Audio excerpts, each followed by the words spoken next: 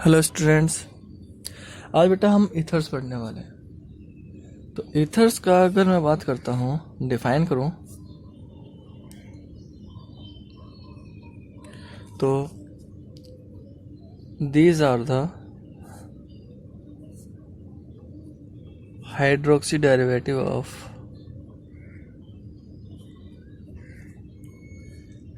Alkanes.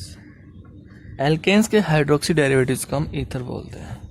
यानी जब आप एल्केन में से एक हाइड्रोजन रिमूव कर कर उसमें एल्कोक्सी ग्रुप जोड़ते हो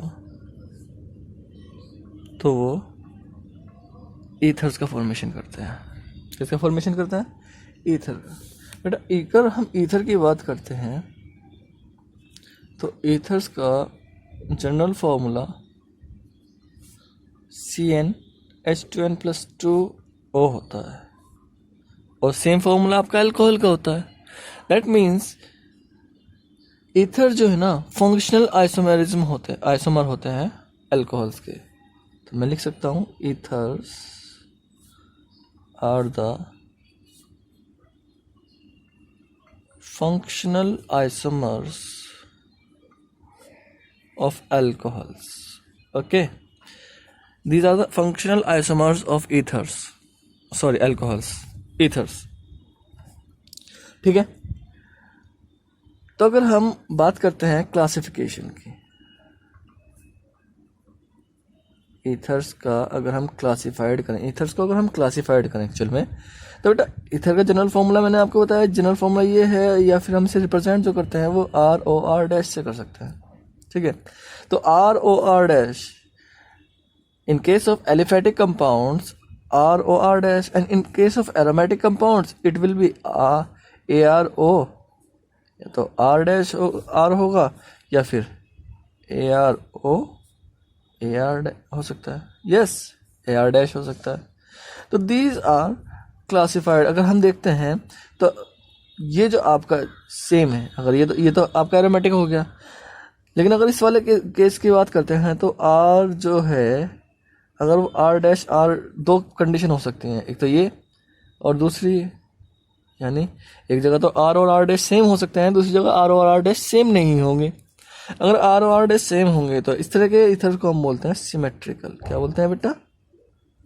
symmetrical ethers.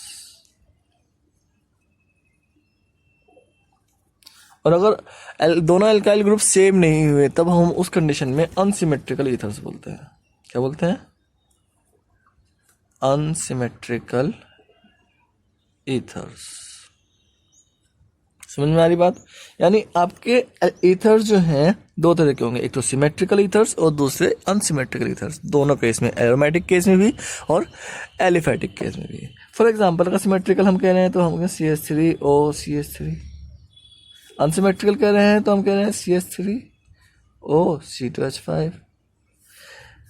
In case of aromatic it may be C6H5O C6H5, या फिर इन केस ऑफ अनसिमेट्रिकल यह हो सकता है C6H5O C6H4X।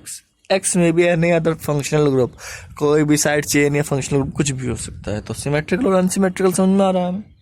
तो यही चीज़ हमें पढ़नी है बेटा। चलिए आगे चलते हैं।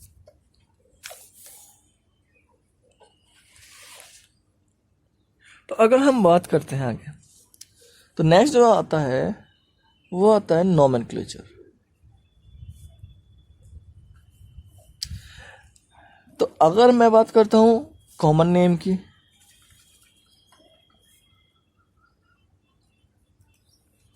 की, बात करता हूँ तो जनरली ये ऐसा होता है, अगर in case of symmetrical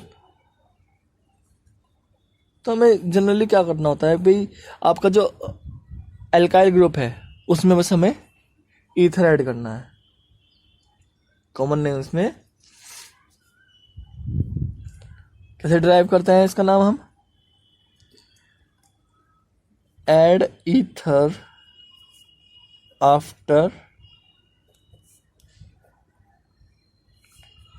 alkyl group, symmetrical हो या फिर अनसिमेट्रिकल, हम जनरली इसके बारे में बात करते हैं। फॉर एग्जांपल सिमेट्रिकल है तो हम डाई यूज़ करेंगे। अब देखो मैंने लिखा C2H5O C2H5, तो हमारा कौन सा ग्रुप है, इथाइल, तो मैं लिखूंगा डाई इथाइल ईथर। क्यों भाई, क्योंकि ये दो हैं तो मैंने डाई यूज़ किया। लेकिन अगर मैं कह रहा हूँ CH3O CH3 C2H5, तो मैंने लिखा मिथाइल और इथाइल ईथर है। तो पहले हम अकॉर्डिंग टू अल्फ़ाबेट लेंगे। अल्फ़ाबेट में क्या आएगा, इथाइल पहले आएगा, तो हम लिखेंगे ethyl methyl ether. Is that clear. तो आपका कॉमन नेमिंग इस तरीके से होगी। लेकिन अगर मैं बात करता हूं IUPAC के according,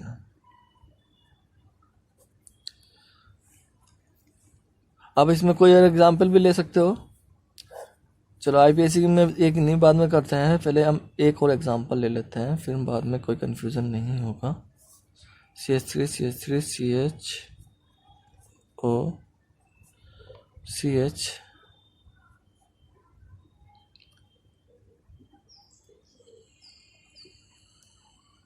and CH2 CH CH3 and CH3।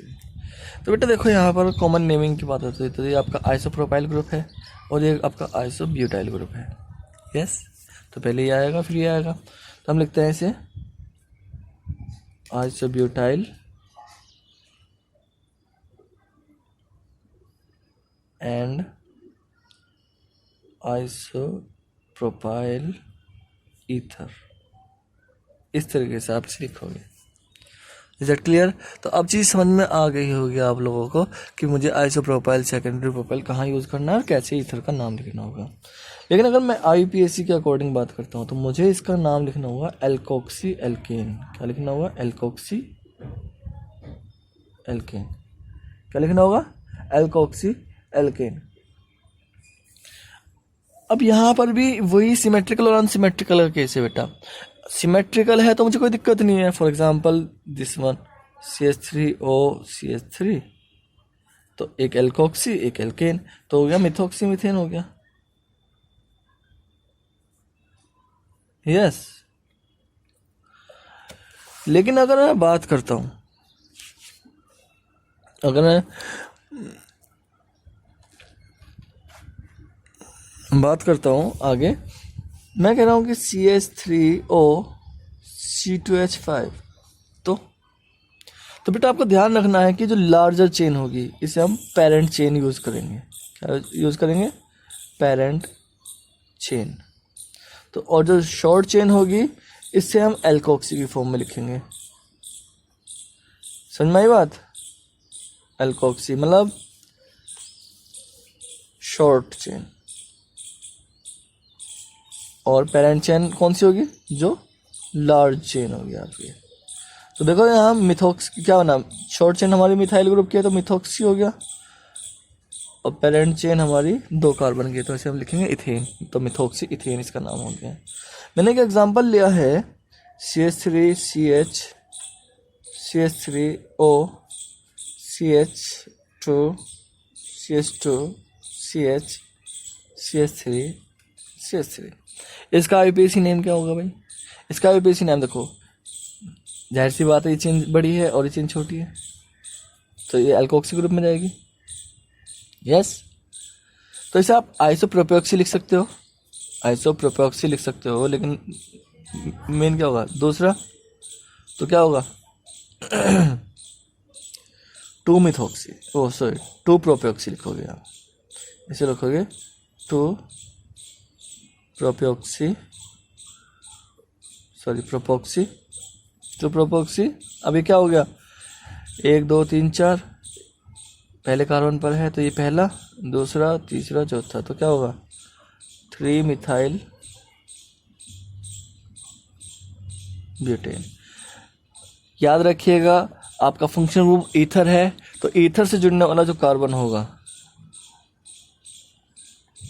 वो फर्स्ट कार्बन होगा। जैसे यहाँ पे मेरे से थोड़ी सी गलती हो गई, ये 1 होगा, 1 प्रोपॉक्सी होगा बेटा, 1 इथोक्सी, सॉरी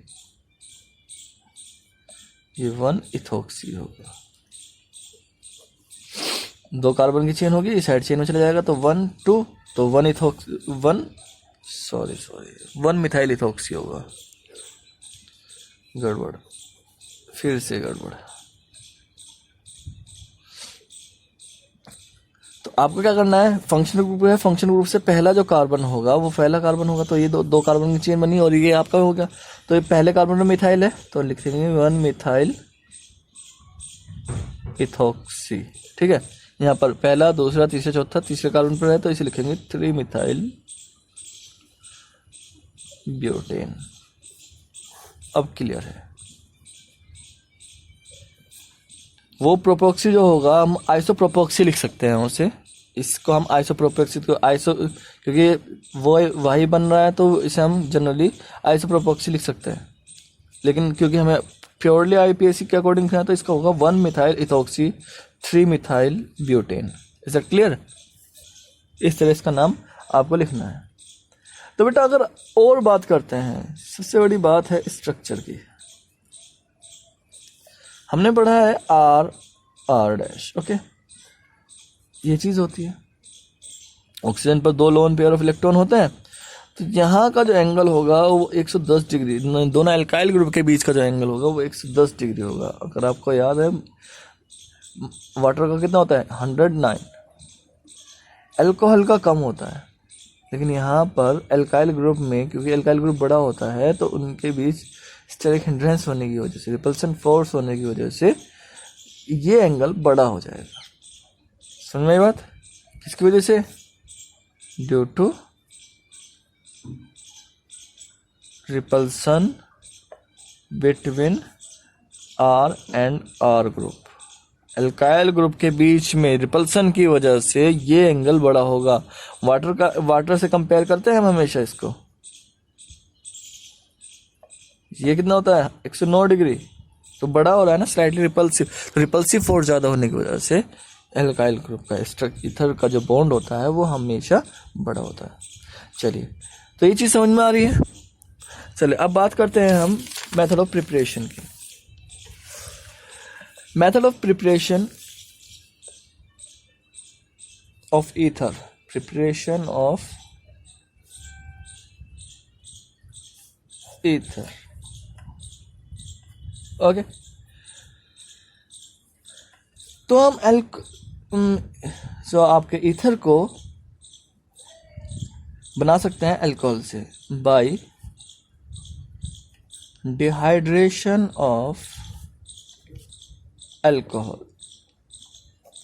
अल्कोहल को जनरली बेटा अगर आप ROH को ट्रीट करते हो H2SO4 की प्रेजेंस में तो आपको ROR डैश मिलेगा प्लस H2O मिलने वाला है।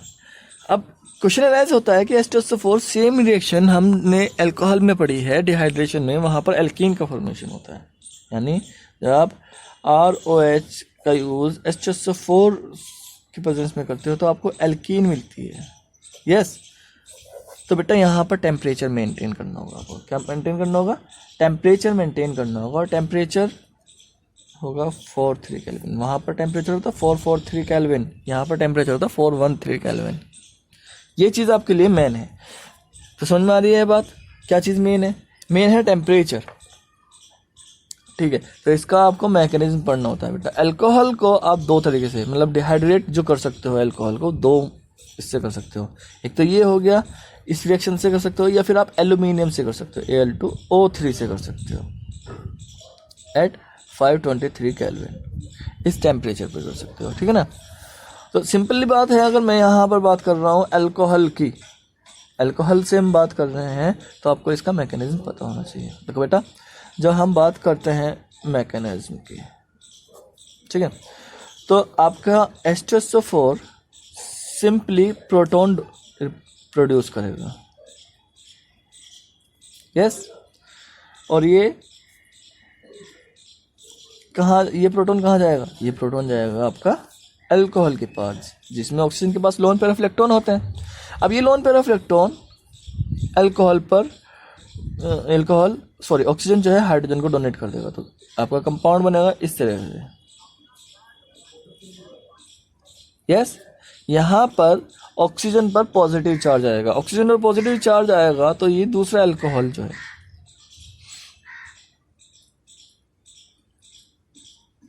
आपका, जो दूसरा अल्कोहल है वो यहाँ पर ट्रीट होगा।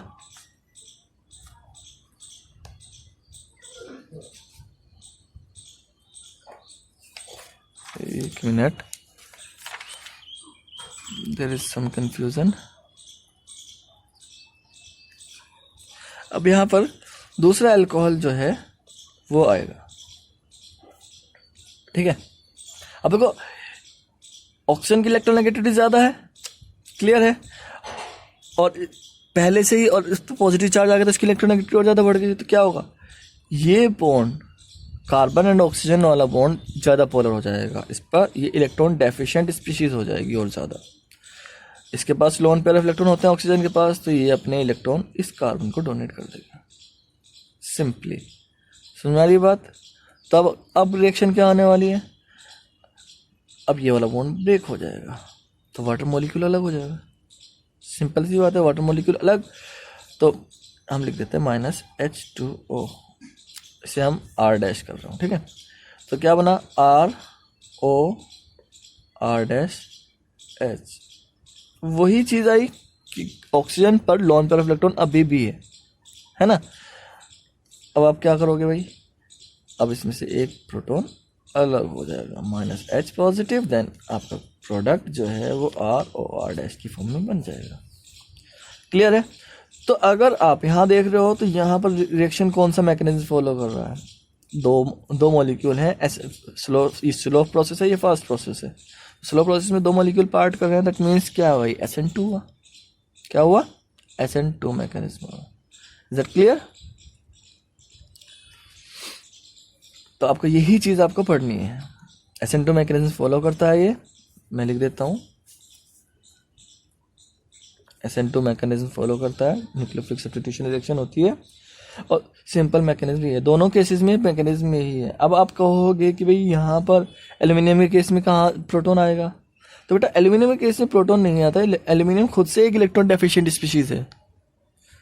लुईस, हमें क्या चाहिए, लुईस एसिड चाहिए, और लुईस एसिड Al2O3 होता है, तो Al2O3 डायरेक्ट रिएक्शन कर सकता है, यानी ऑक्सीजन जो है वो यहाँ पर प्रोटॉन था, वहाँ पर Al2O3 डायरेक्ट आ जाएगा, यानी ऑक्सीजन एल्यूमिनियम को lone pair of electron donate करेगा।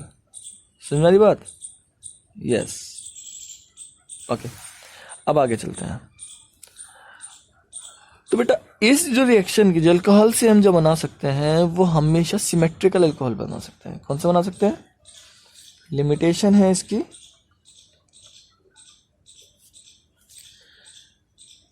it can use only for the formation of symmetrical ethers। ये जो मेथड है केवल सिमेट्रिकल ईथर्स के लिए यूजफुल है, अनसिमेट्रिकल के लिए नहीं है। चलिए तो सेकंड क्या होगी, सेकंड देखते हैं, बाय क्या कह लीजिए, from Williamson synthesis. Williamson synthesis, चलिए तो विलियमसन सिंथेसिस हम बना सकते हैं। बेटा विलियमसन सिंथेसिस में आप अल्काइल हैलाइड यानी RX यूज करते हो।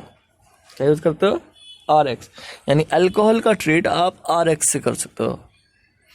तो सिंपली अगर मैं इस रिएक्शन को लिखता हूं तो जनरली ये रिएक्शन जो है आपकी विलियमसन सिंथेसिस जो है वो अल्कोहल से स्टार्ट होती है। अल्कोहल को आप पहले सोडियम से ट्रीट कराते हो और सोडियम से ट्रीट कराने के बाद आपको सोडियम एल्कोक्साइड मिलता है, ठीक है।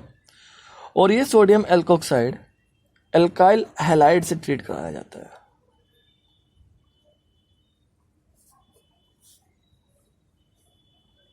Yes, on heating it will give ROR। अब क्योंकि ये आर एल्काइल ग्रुप, यहाँ पर जो एल्काइल ग्रुप है दोनों डिफरेंट मॉलिक्यूल से आ रहे हैं, तो यहाँ पर हम विलियमसन सिंथेसिस इसलिए भी इम्पोर्टेंट है क्योंकि इससे हम सिमेट्रिकल और अनसिमेट्रिकल दोनों तरह के एल्काइल दोनों तरह के ईथर्स का यूज फॉर्मेशन कर सकते हैं। समझ में आ रही बात? एग्जाम्पल ले लेते हैं। मान लो हमें बनाना है मिथॉक्सी इथेन। क्या बनाना है? मिथॉक्सी इथेन का फॉर्मेशन करना है। ओके ठीक है, तो मैं ले रहा हूँ C2H5OH प्लस Na। मुझे क्या मिलेगा? C2H5O Na plus H2। Balance कर लेते हैं। ओके, फिर मिथॉक्सी बनाना है तो मिथाइल ग्रुप ले लेंगे वहाँ पर। तो मिथाइल ग्रुप लिया मैंने तो CH3Br ले लिया, NaOC2H5। On heating it will give CH3OC2H5। Okay बेटा, आपको यहाँ पर भी याद रखना है कि यहाँ पर जो मैकेनिज्म होगा ये भी SN2 मैकेनिज्म होने वाला है। कौन सा मैकेनिज्म होने वाला है? SN2 mechanism. ये जो मैकेनिज्म होगा, क्यों? क्योंकि रेट डिटरमाइनिंग स्टेप में दो मॉलिक्यूल पार्ट कर रहे हैं। क्लियर है? यानी विलियमसन सिंथेसिस और आपका अल्कोहल वाला, दोनों में ईथर का जो फॉर्मेशन होता है वो विलियमसन सिंथेसिस होता है।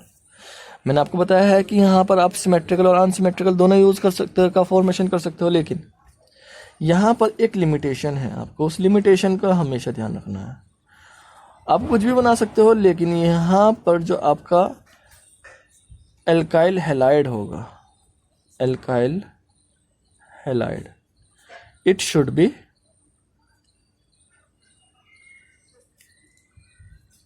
प्राइमरी। अब आंसर क्वेश्चन क्या है? कभी क्वेश्चन एनालाइज होता है, क्यों, वाई। मैंने आपको बताया है कि ये जो है SN2 मैकेनिज्म को फॉलो करेगा। अगर एल्काइल ग्रुप सेकेंडरी या टर्शरी होता है तो वो प्राइमरी में जाएगा। कहाँ जाएगा? प्राइमरी में। और प्राइमरी में ये जाता ही नहीं भाई। अगर हमने सेकेंडरी और टर्शरी हैलाइड्स ले लिए तो क्या होगा? तब रिएक्शन एलिमिनेशन में जाएगी। तब रिएक्शन एलिमिनेशन में जाएगी। कहाँ जाएगी? एलिमिनेशन में। रीजन है दिस वन। अगर आपको याद हो तो आपको बताया हुआ है कि भाई अल्कोहलिक मीडियम में KOH और NaOH जो है वो अल्काइल हैलाइड को एलिमिनेशन रिएक्शन में लेकर जाते हैं। याद है? तो आपको याद रखना है प्राइमरी होना चाहिए, क्योंकि सेकेंडरी और टर्शरी अल्काइल हैलाइड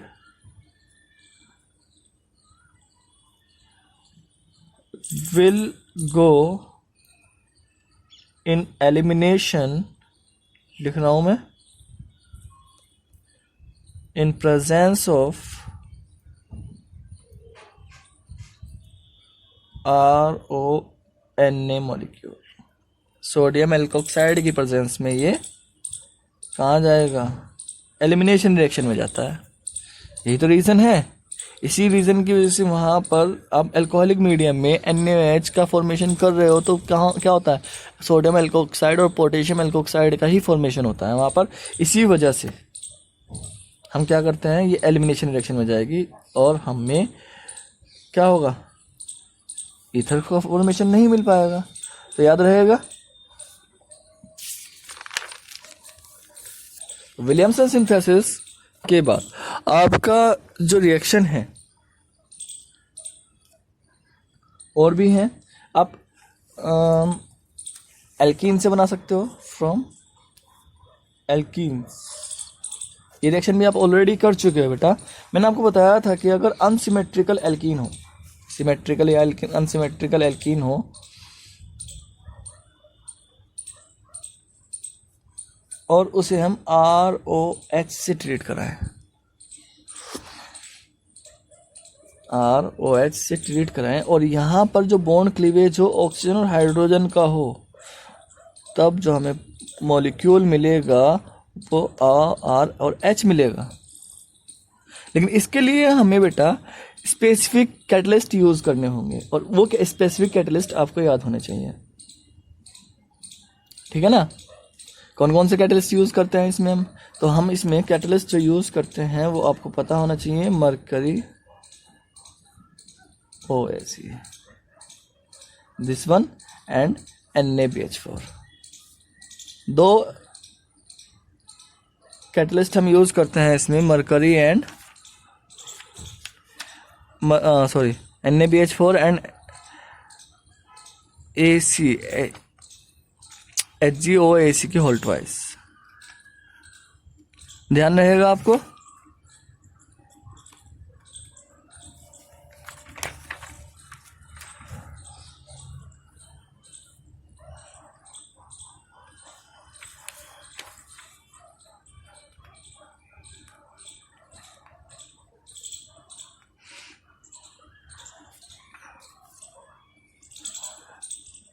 तो एक चीज़ और है, हमने कहा कि भाई ये चीज़ हम अल्कोहल का यूज़ कर रहे हैं, तो डिहाइड्रेशन ऑफ अल्कोहल, मतलब हम एक और चीज़ थी, हम अल्कोहल का एडिशन हमेशा हम H2SO4 की प्रेजेंस में भी कर सकते हैं। एक और कैटलिस्ट है आपका H2SO4, यानी इसे हम H2SO4 की प्रेजेंस में भी कर सकते हैं। आपकी बुक में H2SO4 दिया गया है। H2SO4 की प्रेजेंस में बेटा हम इसलिए नहीं करते हैं क्योंकि अगर H2SO4 यूज़ कर सकते हैं तो वहाँ पर चांसेस हैं, प्रोबेबिलिटी है कि वो रीअरेंजमेंट में चले जाए। मतलब आपका सेकेंडरी और अगर टर्शियरी अल्काइल ग्रुप हुआ तो रीअरेंजमेंट में चला जाता है। क्या चला जाता है? रीअरेंजमेंट में। Rearrangement take place if secondary or tertiary alkyl group is present।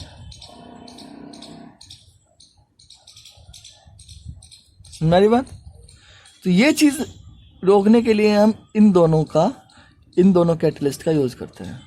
इन दोनों कैटलिस्ट को आपको पता होना चाहिए। ठीक है, तो चलिए एक एग्जांपल ले लेते हैं। मान लो हम कर रहे हैं CH3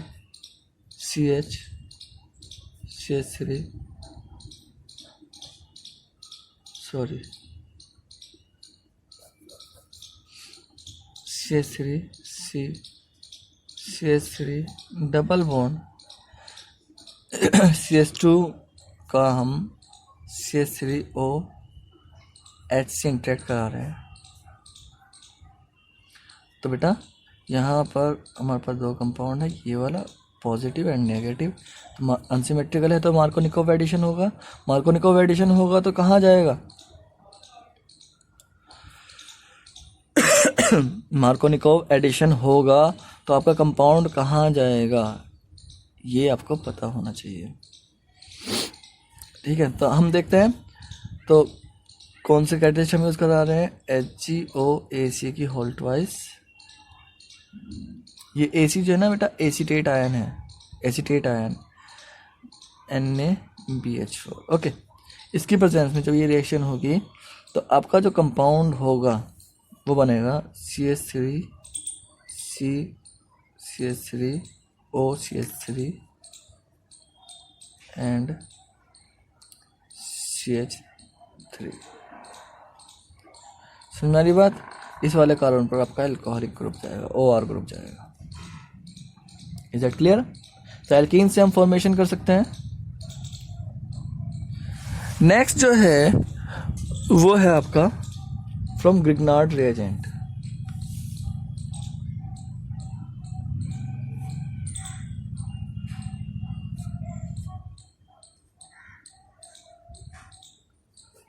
ग्रिग्नार्ड रिएजेंट से भी हम ईथर्स का फॉर्मेशन करते हैं।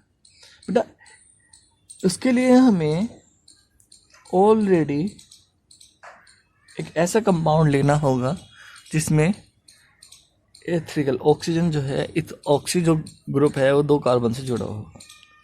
ठीक है ना। और हम जनरली RMGX से रिएक्शन कराएंगे तो क्या होने वाला है? एक न्यूक्लियोफिलिक रिएक्शन होगी। जाहिर सी बात है एक न्यूक्लियोफिलिक रिएक्शन होने वाली है। इस पर इलेक्ट्रॉन डेफिशिएंसी होगी, इसकी इलेक्ट्रोनेगेटिव डिफरेंस की वजह से ये रिएक्शन जाएगा और आपका ये एक्स उधर चला जाएगा। देन ये रिएक्शन तो हमें पता ही है ड्राई ईथर की प्रेजेंस में होनी है, तो हमें मिलेगा ROCH2R प्लस MgX2। यस, तो हमें अगर क्या बनाना है, हमें अगर एक अनसिमेट्रिकल ईथर बनाना है और जो जिसमें साइड चेन भी हो, तो वो हम ग्रिग्नार्ड रिएजेंट से इजीली बना सकते हैं। ठीक है, ठीक है, आज के लिए इतना, बाकी कल देखते हैं, नेक्स्ट क्लास में देखेंगे। Thank you.